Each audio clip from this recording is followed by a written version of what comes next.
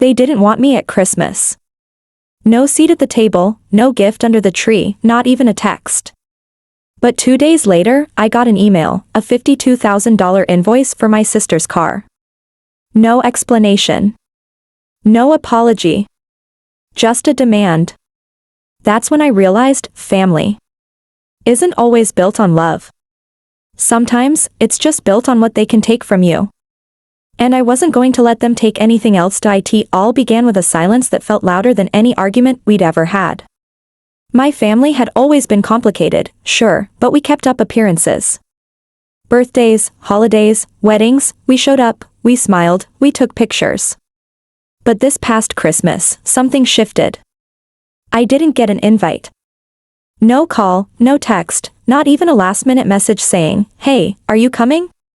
At first, I thought maybe they were running late with their usual disorganization. But then I saw it, the photos. My younger sister posted everything on Instagram, perfectly decorated tree, dinner table glowing with candles, everyone dressed in red and green. Even my cousin Greg, who lives 3 states away and always says no to gatherings, was there. But me? I wasn't anywhere. No mention, no tag. I stared at my screen in disbelief, heart sinking with every swipe.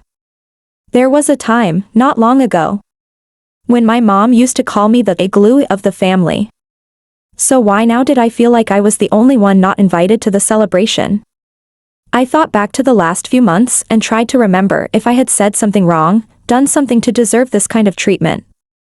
But nothing stood out. I'd been busy with work, maybe distant at times, but that didn't justify being iced out completely. Still, I let it go, at least I tried to. I spent Christmas Eve in my apartment, alone, watching reruns of sitcoms while eating reheated pasta. I told myself I didn't care. But it gnawed at me. I was family. I should have been there. The real slap came 2 days later. I was going through emails and bills on my laptop when I saw it, an email from my mother, subject line, Invoice. No, hope you're well, no, Merry Christmas. Just an attachment and one line, since you're not involved with the family anymore, it's only fair you take responsibility for your half. I opened the PDF with a sinking feeling in my gut. It was an invoice, $52,000 for a car. A brand new Audi. My sister's car. The one I had co-signed for 6 months ago because her credit wasn't good enough. Back then, I did it without a second thought. I believed in family, in trust. I thought I was helping. She'd promised to make all the payments, keep it insured. Take full responsibility. And now they were asking me to pay half, or else. I read the message again and again. Since you're not involved with the family anymore. It hit like a punch. Was that why they didn't invite me? Because they had already decided I wasn't family? Because they needed someone to dump the debt on? I could feel my blood boiling. The audacity of it, the way they froze me out and then came crawling not for forgiveness, but for money. And they didn't even have the decency to ask. They just assumed I'd roll over and pay. That I was still the same gullible older sibling who always bailed everyone out. I sat there for what felt like hours, staring at the screen, replaying every moment of kindness I'd given them. The times I lent my sister money she never paid back. The time I took time off work to help my mom when she was recovering from surgery. The sacrifices. The support. The loyalty. And now they were telling me I didn't belong, but I was still good enough to write a check. That night, I couldn't sleep. My mind kept racing. I went through my drawer and found the original paperwork for the car loan. Everything came rushing back, how I had driven her to the dealership, how she had cried when she got approved with my help, how she'd promised. Over and over, this is all me. You won't have to do anything. It's just paperwork. I was stupid. I knew it now. I co-signed out of love, but she saw it as a safety net.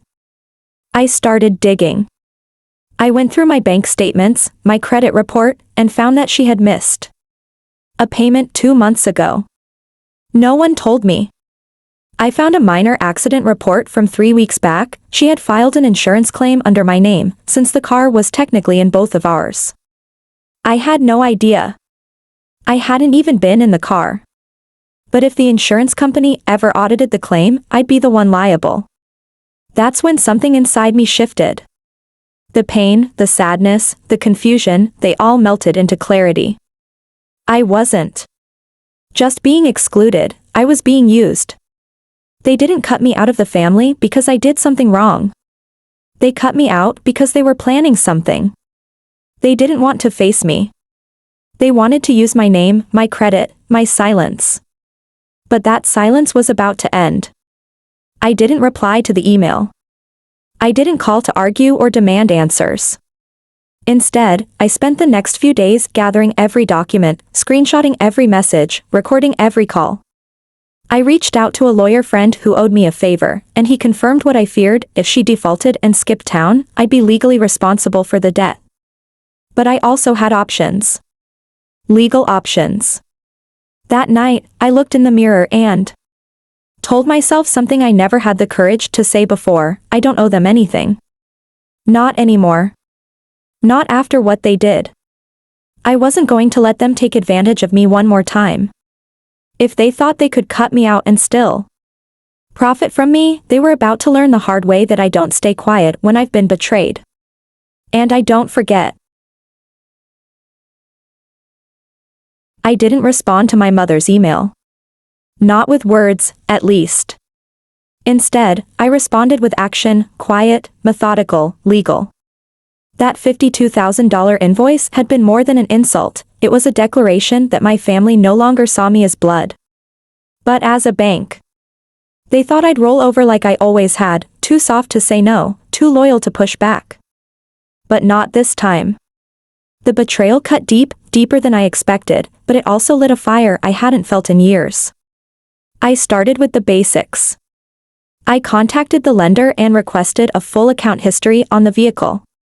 It didn't take long to find what I suspected. For missed payments, the most recent being just 2 weeks prior. My sister hadn't said a word about it, but she was late on nearly everything. I was one phone call away from having my credit wrecked, and they wanted me to just pay for her negligence.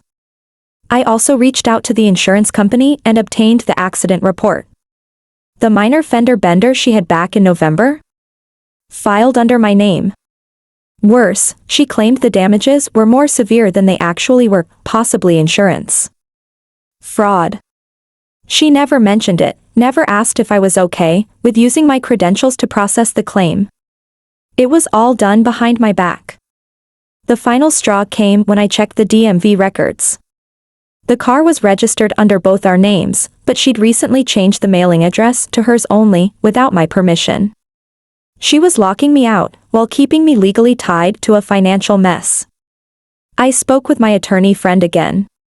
He told me I had grounds for legal action: unauthorized use of credit, fraudulent insurance filing, misrepresentation on a joint loan. He helped me draft a repossession notice and walked me through the process.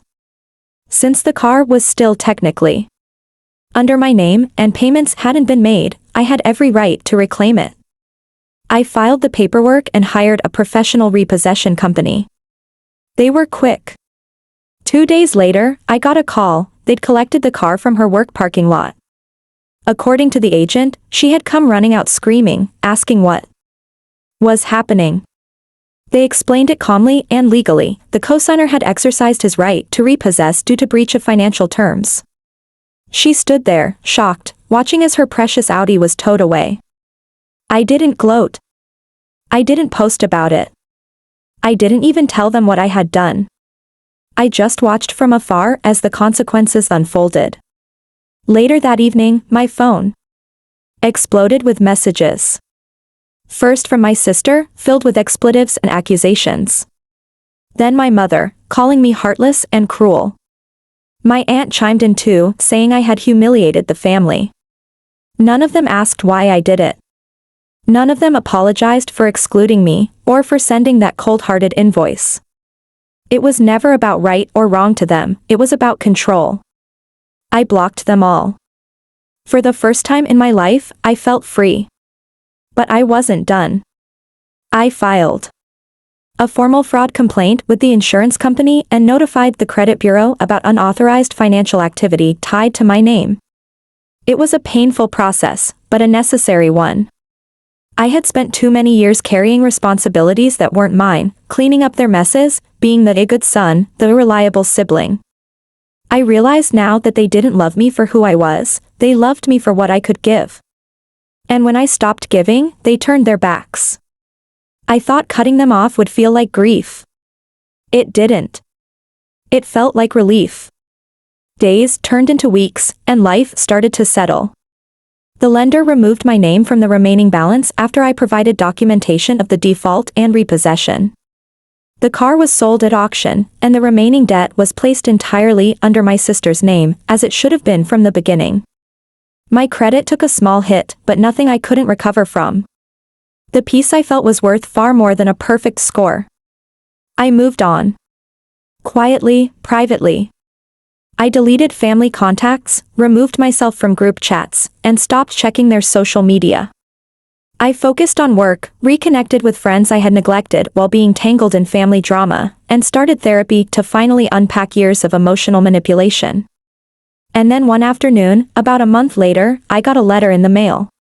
It was handwritten, no return address. I opened it cautiously.